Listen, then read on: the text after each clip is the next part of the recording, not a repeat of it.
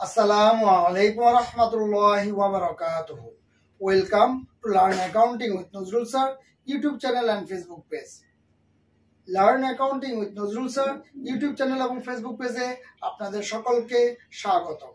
বাসায় বসে অ্যাকাউন্টিং এর অঙ্কের সহযোগিতা নেওয়ার জন্য একটি পরিপূর্ণ গাইডলাইন হিসেবে এবং বাসায় গৃহশিক্ষকের বিকল্প হিসেবে রেগুলার আমার এই চ্যানেলের সাথেই থাকুন এবং অন্যদেরও আমার এই চ্যানেলের সাথে সংযুক্ত রাখুন।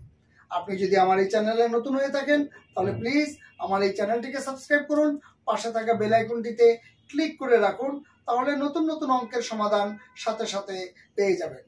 আর আপনারা যারা ইতিমধ্যে আমার এই চ্যানেলটিকে সাবস্ক্রাইব করেছেন, আমার ভিডিওগুলো দেখছেন, আমার ভিডিওগুলোতে লাইক করেছেন, কমেন্টস করেছেন, শেয়ার করেছেন, তাদের সকলকে জানাই আন্তরিক শুভেচ্ছা ও অভিনন্দন। আজকে আমরা আলোচনা করব উচ্চ মাধ্যমিক শ্রেণীর হিসাব বিজ্ঞান প্রথম পত্র থেকে দৃশ্যমান ও অদৃশ্যমান সম্পদের হিসাব রক্ষণ অধ্যায় থেকে, অর্থাৎ অবচয়ের অঙ্কগুলো থেকে কুমিল্লা বোর্ড 2022 সালের 11 নম্বর অঙ্কটি। আপনাদের সাথে উপস্থাপনায় আমি আছি মোহাম্মদ নজরুল ইসলাম, সহকারী অধ্যাপক, হিসাব বিজ্ঞান বিভাগ, central women's college, Tikatuli, Dhaka. প্রথমে আমরা একটু অঙ্কটা দেখে নিই।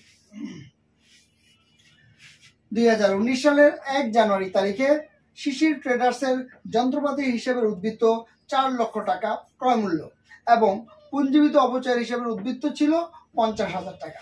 অর্থাৎ আমার এখানে ব্যালেন্স দেয়া আছে।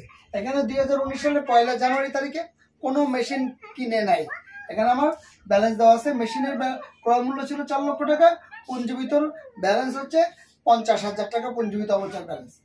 2020 সালের 1 জানুয়ারি তারিখে 8 লক্ষ টাকার একটি নতুন মেশিন ক্রয় করা হয়। অর্থাৎ মেশিন কিনছে আমি পরের বছর নতুন আরেকটি। প্রতিষ্ঠানটি 10% হারে ক্রমহ্রাসমান জের পদ্ধতিতে অপচয় ধার্য করে। প্রতিষ্ঠান বন্ধের তারিখ 31 ডিসেম্বর। অর্থাৎ অপচয় ধরে ক্রমহ্রাসমান জের পদ্ধতিতে 10% হারে। আর হিসাব ক্লোজ হয় ডিসেম্বর 31 তারিখ।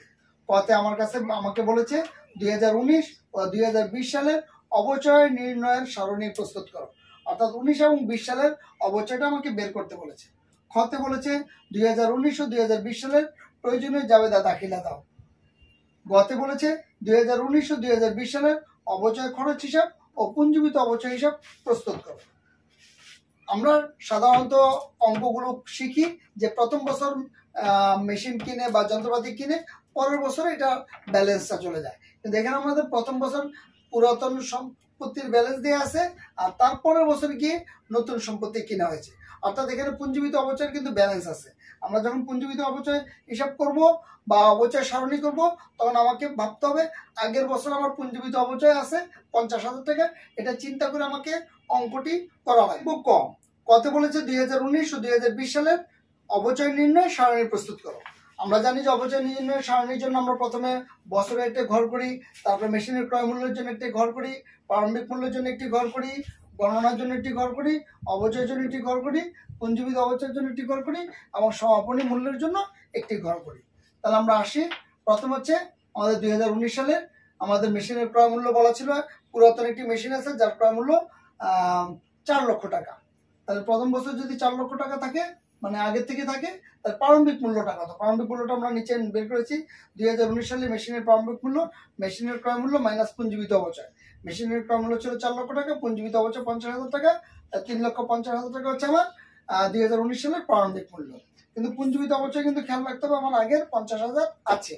তাহলে আমাদের প্রারম্ভিক মূল্য পেলাম 3,50,000 টাকা। যেহেতু ক্রমহ্রাসমান যে পদ্ধতি অর্থাৎ প্রারম্ভিক মূল্যের উপর আমার পার্সেন্টেজটা হবে, তাই 3,50,000 টাকার উপর 10% 35,000 টাকা। তাহলে পুঞ্জীবিত অবচয় কত হবে? আগের বছরে ছিল 50,000, এই 50,000-এর সাথে 35,000 যোগ করে পুঞ্জীবিত অবচয় হবে 85,000 টাকা। অর্থাৎ প্রথম বছর পুঞ্জীবিত অবচয়ের ব্যালেন্স 85,000 টাকা। প্রথম বছর বলতে 2019 সালের পুঞ্জীবিত অবচয়ের ব্যালেন্স 85,000 টাকা। তাই সমাপনী মূল্য কি করবো আমরা? 3,50,000 টাকা থেকে 35,000 বাদ দিব, তাহলে 3,15,000। অথবা এই 4 লক্ষ থেকে পুঞ্জীবিত অবচয়ের ব্যালেন্স বাদ দিলেও আমার 3,15,000 টাকা বের হবে। তারপরে 2020 সালে আমার মেশিনের ক্রয় মূল্য 4 লক্ষ টাকা আগেটা আছে, সাথে আমি নতুন 8 লক্ষ টাকা দিয়ে আরেকটি মেশিন কিনেছি। তাহলে 8 আর 4 যোগ করলে আমার বর্তমানে মেশিনের ক্রয় মূল্য অর্থাৎ 2020 সালে 31শে ডিসেম্বর এসে মোট আমার 12 লক্ষ টাকার মেশিন আছে। তাহলে এই যে সমাপনী মূল্যটা আমি এখানে নিয়ে আসলাম, পুরাতন মেশিনের সমাপনী মূল্য 3,15,000 টাকা, এটার সাথে নতুন মেশিন কিনেছি আমি 8 লক্ষ টাকা। আর যেহেতু নতুন মেশিনটা জানুয়ারি 1 তারিখে কিনেছি, তাই আমার যোগ করে 11,15,000 টাকার উপর অবচয় ধরলে হয়ে যাচ্ছে। আর যদি এমন হতো যে এটা জানুয়ারি 1 তারিখে কিনি নাই, তাহলে আমি এই 3,15,000 টাকার উপর 10% ধরে একটা অবচয় বের করতাম। 8 লক্ষ টাকার উপর অবচয় ধরে যে কয় মাস হইতো সেই কয় মাসের অবচয় ধরতাম, ধরে দুটো অবচয়কে একত্রে যোগ করে দিতাম।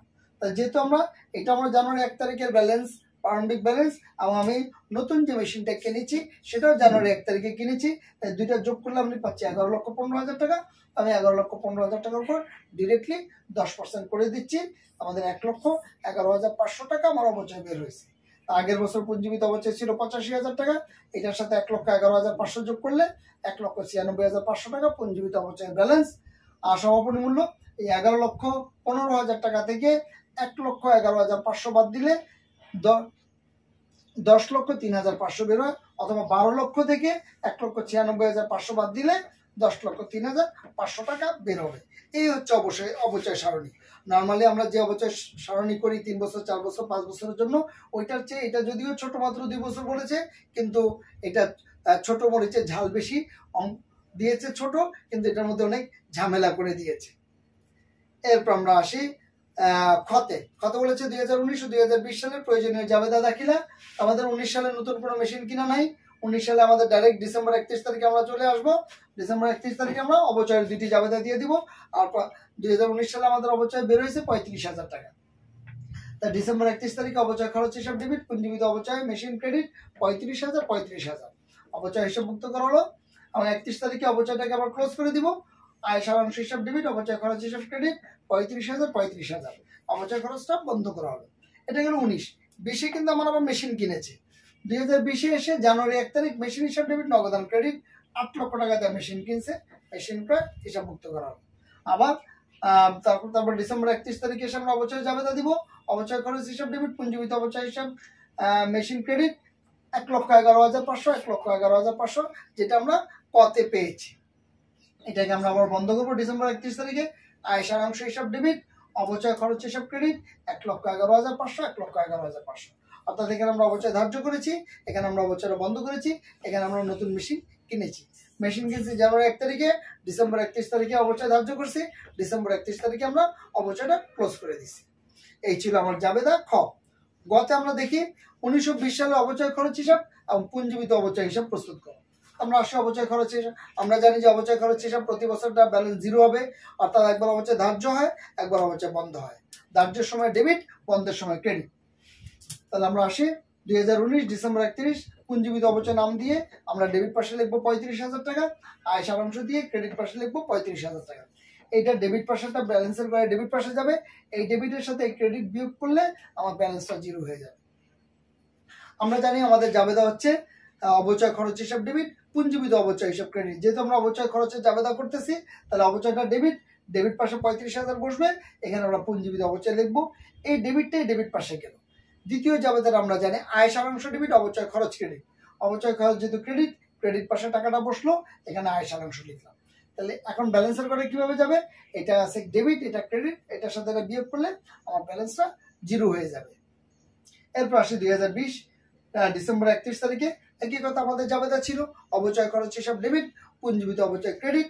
অবচয় ডেবিট, ডেবিট পাশে লিখছি আমরা 1,11,500, আর এখানে পুঞ্জীবিত অবচয় হিসাবটা লিখলাম।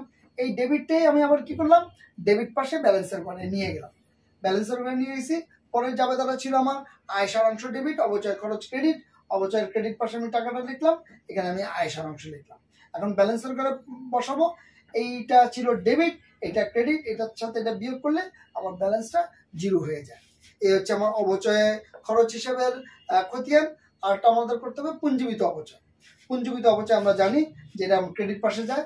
প্রথমে আমাদের এই অঙ্কটার ক্ষেত্রে ব্যতিক্রম, এই অঙ্কের মধ্যে আমার 2019 সালে একটা ব্যালেন্স দেওয়া আছে, অর্থাৎ 2019 জানুয়ারি 1 তারিখ ব্যালেন্স বিডি, ক্রেডিট পাশে চলে আসবে 50,000 টাকা, এটা আমার প্রশ্নে দেওয়া আছে। তারপর ডিসেম্বর 31 অবচয় খরচ হিসাব, অর্থাৎ 19 সালে আমার দুইটা আসতেছে, একটা ব্যালেন্স বিডি, আর হচ্ছে ডিসেম্বর 31 তারিখে অবচয় খরচ হিসাব ক্রেডিট পাশে 35,000, এই 50,000-এর সাথে 35,000 যোগ করলে আমার হয়ে যাবে 85,000 টাকা। তবে 2020 সালে আবার অবচয় খরচ দিয়ে আমরা 1,11,500 পাবো। এই 85,000 টাকার সাথে 1,11,500 যোগ করলে 1,96,500 টাকা পাবো। এখন আমরা যদি গতানুগতিক ধারণায় আমরা এখান থেকে যদি শুরু করে দিই, 35 আর 1,11,500 লিখি, অর্থাৎ এই 50,000 যদি আমরা না আনি তাহলে আমাদের অঙ্কটি হবে না। এই অঙ্কটা আমার নাম্বার কাটা যাবে বা নাম্বার কমে যাবে। তাহলে আমাদের অবশ্যই এখানে ব্যালেন্স বিডিটা আনতে হবে। এই ছিল আমার আজকের অঙ্ক। আমরা সালের অঙ্কগুলোকে যদি একটু ভালো করে প্র্যাকটিস করি তাহলে আমাদের পরীক্ষায় ভালো করার একটা সুযোগ থাকবে। এই জন্য আমরা একটু চেষ্টা করব সালের অঙ্কগুলোকে একটু বেশি বেশি করতে এবং সালের অঙ্কগুলো থেকে আমাদের প্র্যাকটিসটাকে পরিপূর্ণ করার জন্য। এই জন্য শুধু ভিডিও দেখলে হবে না, হাতে কলমে অঙ্ক করতে হবে। একটা অঙ্ক আমরা 2-3 বার ভিডিওটা দেখতে পারি, একবার ভিডিওটা 2বার ভিডিও দেখে আমরা অঙ্কটা করব। অঙ্কটা করার পরে একবার দেখে দেখে করব, তারপর আমরা দ্বিতীয়বার না দেখে করব। দ্বিতীয়বার না দেখে করে ভিডিওর সাথে মিলিয়ে নেব যে অঙ্কটা ঠিক হয়েছে কিনা। যদি না ঠিক হয়, কোনো জায়গায় না মিলে, তখন আমরা ভিডিওর সাথে আবার মিলিয়ে অঙ্কটা ঠিক করে নেব। এইভাবে আমরা অঙ্কগুলোকে প্র্যাকটিস করতে থাকবো ইনশাআল্লাহ। আপনাদের যে কোনো উপদেশ, মতামত, পরামর্শ আমাদেরকে কমেন্টে লিখে জানান। ইউটিউব চ্যানেল এবং ফেসবুক পেজে আমাদের সাথেই থাকুন। যদি ভিডিওটি ভালো লেগে থাকে সকলকে দেখার সুযোগ করে দিন, বেশি বেশি করে শেয়ার করুন। বন্ধু বান্ধব, আত্মীয় স্বজন, ক্লাসমেটদের মাঝে ফেসবুকে শেয়ার করে সবাইকে জানিয়ে দিন। আশা করি ভালো থাকবেন, সুস্থ থাকবেন। আল্লাহ হাফেজ।